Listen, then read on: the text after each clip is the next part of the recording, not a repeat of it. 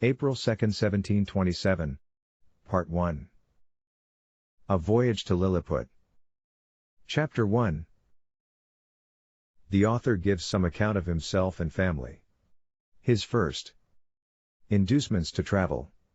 He is shipwrecked, and swims for his life. Gets safe on shore in the country of Lilliput, is made a prisoner, and carried up the country. My father had a small estate in Nottinghamshire. I was the third of 5 sons. He sent me to Emmanuel College in Cambridge at 14 years old, where I resided 3 years, and applied myself close to my studies, but the charge of maintaining me, although I had a very scanty allowance, being too great for a narrow fortune, I was bound apprentice to Mr. James Bates, an eminent surgeon in London, with whom I continued 4 years. My father now and then sending me small sums of money, I laid them out in learning navigation, and other parts of the mathematics, useful to those who intend to travel, as I always believed it would be, some time or other, my fortune to do. When I left Mr. Bates, I went down to my father, where, by the assistance of him and my uncle John, and some other relations, I got £40, and a promise of £30 a year to maintain me at Leyden. There I studied physic 2 years and 7 months, knowing it would be useful in long voyages. Soon after my return from Leyden, I was recommended by my good master, Mr. Bates, to be surgeon to the Swallow, Captain Abraham Pal, commander, with whom I continued 3 years and a half, making a voyage or 2 into the Levant, and some other parts. When I came back I resolved to settle in London, to which Mr. Bates, my master, encouraged me, and by him I was recommended to several patients. I took part of a small house in the Old Jewry, and being advised to alter my condition, I married Mrs. Mary Burton, second daughter to Mr. Edmund Burton, hosier, in Newgate Street, with whom I received £400 for a portion. But my good master Bates dying in 2 years after, and I having few friends, my business began to fail, for my conscience would not suffer me to imitate the bad practice of too many among my brethren. Having therefore consulted with my wife, and some of my acquaintance, I determined to go again to sea. I was surgeon successively in 2 ships, and made several voyages, for 6 years, to the East and West Indies, by which I got some addition to my fortune. My hours of leisure I spent in reading the best authors, ancient and modern, being always provided with a good number of books, and when I was ashore, in observing the manners and dispositions of the people, as well as learning their language, wherein I had a great facility, by the strength of my memory. The last of these voyages not proving very fortunate, I grew weary of the sea, and intended to stay at home with my wife and family. I removed from the Old Jewry to Fetter Lane, and from thence to Wapping, hoping to get business among the sailors, but it would not turn to account. After 3 years' expectation that things would mend, I accepted an advantageous offer from Captain William Pritchard, master of the Antelope, who was making a voyage to the South Sea. We set sail from Bristol, May 4, 1699, and our voyage was at first very prosperous. It would not be proper, for some reasons, to trouble the reader with the particulars of our adventures in those seas. Let it suffice to inform him, that in our passage from thence to the East Indies, we were driven by a violent storm to the northwest of Van Diemen's Land. By an observation, we found ourselves in the latitude of 30 degrees 2 minutes south. 12 of our crew were dead by immoderate labor and ill food, the rest were in a very weak condition. On the 5th of November, which was the beginning of summer in those parts, the ether being very hazy, the seamen spied a rock within half a cable's length of the ship, but the wind was so strong, that we were driven directly upon it, and immediately split. 6 of the crew, of whom I was one, having let down the boat into the sea, made a shift to get clear of the ship and the rock. We rowed, by my computation, about 3 leagues, till we were able to work no longer, being already spent with labor while we were in the ship. We therefore trusted ourselves to the mercy of the waves, and in about half an hour the boat was overset by a sudden flurry from the north.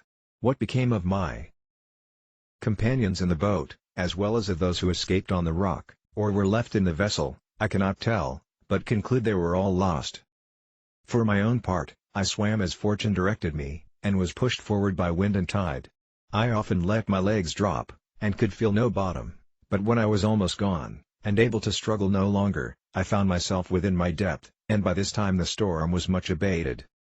The declivity was so small, that I walked near a mile before I got to the shore, which I conjectured was about 8 o'clock in the evening. I then advanced forward near half a mile, but could not discover any sign of houses or inhabitants. At least I was in so weak a condition, that I did not observe them.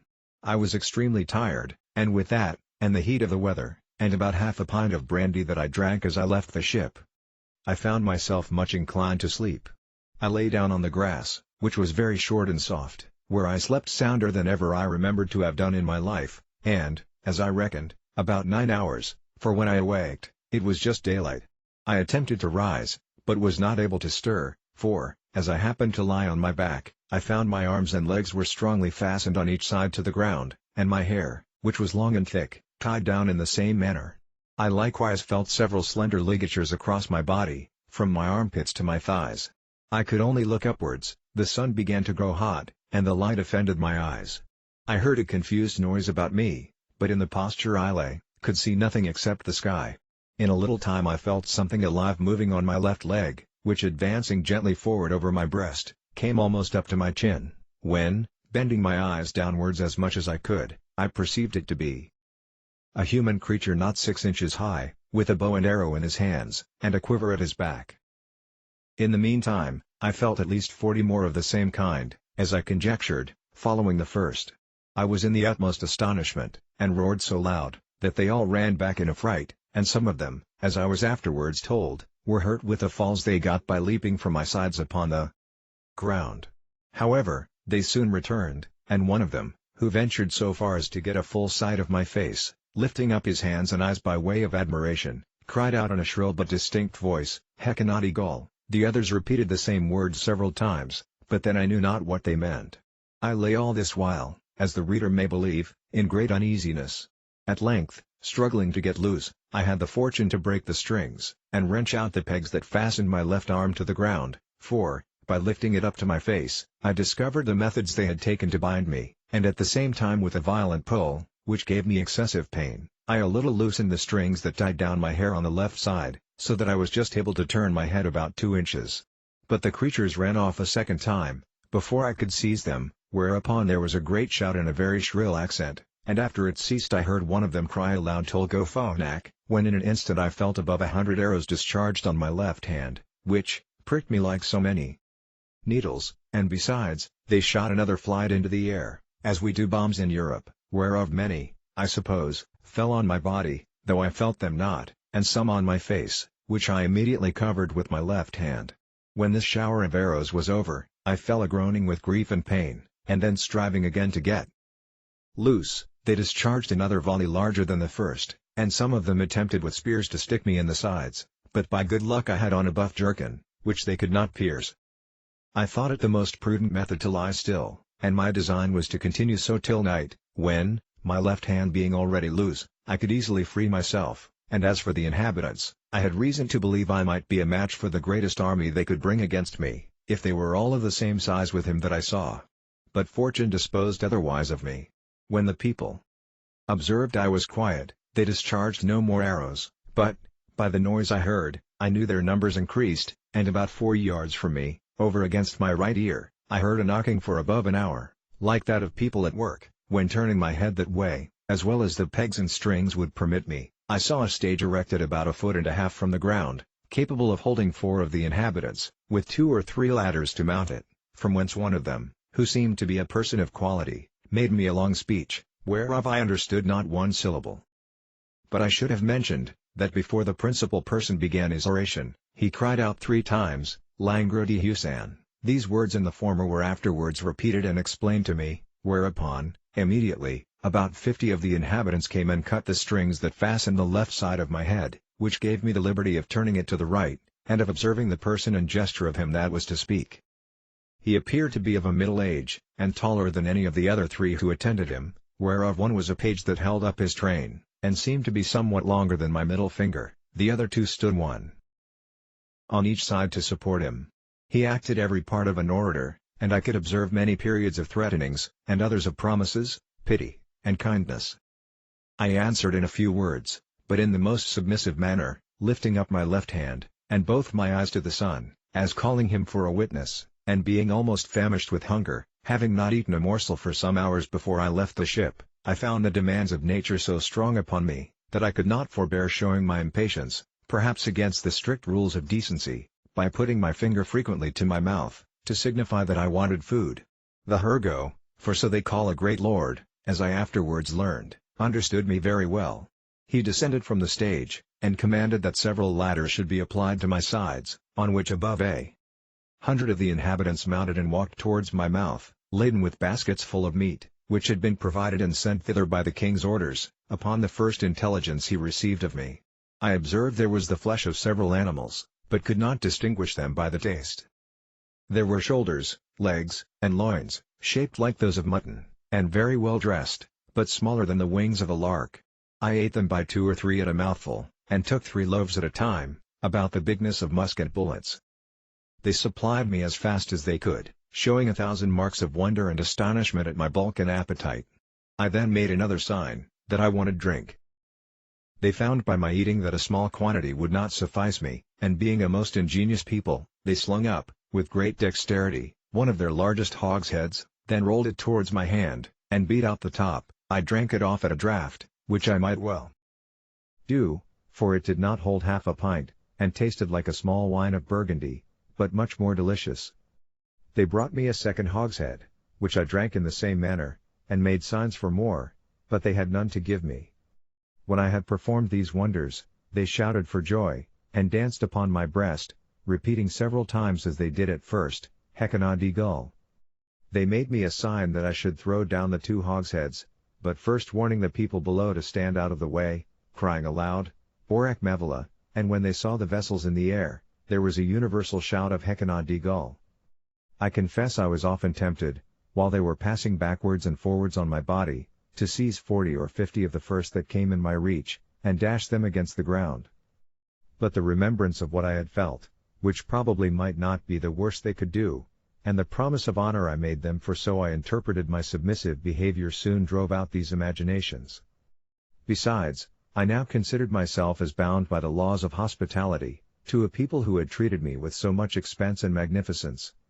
However, in my thoughts I could not sufficiently wonder at the intrepidity of these diminutive mortals, who durst venture to mount and walk upon my body, while one of my hands was at liberty, without trembling at the very sight of so prodigious a creature as I must appear to them. After some time, when they observed that I made no more demands for meat, there appeared before me a person of high rank from His Imperial Majesty. His Excellency, having mounted on the small of my right leg, advanced forwards up to my face, with about 12 of his retinue, and producing his credentials under the signet royal, which he applied close to my eyes, spoke about 10 minutes without any signs of anger, but with a kind of determinate resolution, often pointing forwards, which, as I afterwards found, was towards the capital city, about half a mile distant, whither it was agreed by His Majesty in council that I must be conveyed. I answered in few words, but to no purpose, and made a sign with my hand that was loose, putting it to the other, but over His Excellency's head for fear of hurting him or his train, and then to my own head and body, to signify that I desired my liberty. It appeared that he understood me well enough, for he shook his head by way of disapprobation, and held his hand in a posture to show that I must be carried as a prisoner. However, he made other signs to let me understand that I should have meat and drink enough, and very good treatment. Whereupon I once more thought of attempting to break my bonds, but again, when I felt the smart of their arrows upon my face and hands, which were all in blisters, and many of the darts still sticking in them, and observing likewise that the number of my enemies increased, I gave tokens to let them know that they might do with me what they pleased. Upon this, the Hergo and his train withdrew, with much civility and cheerful countenances. Soon after I heard a general shout, with frequent repetitions of the words Peplum Selen, and I felt great numbers of people on my left side relaxing the cords to such a degree, that I was able to turn upon my right, and to ease myself with making water, which I very plentifully did, to the great astonishment of the people, who, conjecturing by my motion what I was going to do, immediately opened to the right and left on that side, to avoid the torrent, which fell with such noise and violence from me. But before this, they had daubed my face and both my hands with a sort of ointment, very pleasant to the smell, which, in a few minutes, removed all the smart of their arrows. These circumstances, added to the refreshment I had received by their victuals and drink, which were very nourishing, disposed me to sleep. I slept about 8 hours, as I was afterwards assured, and it was no wonder, for the physicians, by the Emperor's order, had mingled a sleepy potion in the hogsheads of wine. It seems, that upon the first moment I was discovered sleeping on the ground, after my landing, the Emperor had early notice of it by an express, and determined in council, that I should be tied in the manner I have related, which was done in the night while I slept, that plenty of meat and drink should be sent to me, and a machine prepared to carry me to the capital city. This resolution perhaps may appear very bold and dangerous, and I am confident would not be imitated by any prince in Europe on the like occasion. However, in my opinion, it was extremely prudent, as well as generous, for, supposing these people had endeavored to kill me with their spears and arrows, while I was asleep, I should certainly have awaked with the first sense of smart, which might so far have roused my rage and strength, as to have enabled me to break the strings wherewith I was tied, after which, as they were not able to make resistance, so they could expect no mercy. These people are most excellent mathematicians, and arrive to a great perfection in mechanics, by the countenance and encouragement of the Emperor, who is a renowned patron of learning. This prince has several machines fixed on wheels, for the carriage of trees and other great weights. He often builds his largest men of war, whereof some are 9 feet long, in the woods where the timber grows, and has them carried on these engines 300 or 400 yards to the sea. 500 carpenters and engineers were immediately set at work to prepare the greatest engine they had. It was a frame of wood raised 3 inches from the ground, about 7 feet long, and 4 wide, moving upon 22 wheels. The shout I heard was upon the arrival of this engine, which, it seems, set out in 4 hours after my landing. It was brought parallel to me, as I lay. But the principal difficulty was to raise and place me in this vehicle. 80 poles, each of 1 foot high, were erected for this purpose, and very strong cords, of the bigness of packthread, were fastened by hooks to many bandages, which the workmen had girt round my neck, my hands, my body, and my legs. 900 of the strongest men were employed to draw up these cords, by many pulleys fastened on the poles, and thus, in less than 3 hours, I was raised and slung into the engine, and there tied fast. All this I was told, for, while the operation was performing, I lay in a profound sleep, by the force of that soporiferous medicine infused into my liquor. 1,500 of the Emperor's largest horses, each about 4 inches and a half high, were employed to draw me towards the metropolis, which, as I said, was half a mile distant.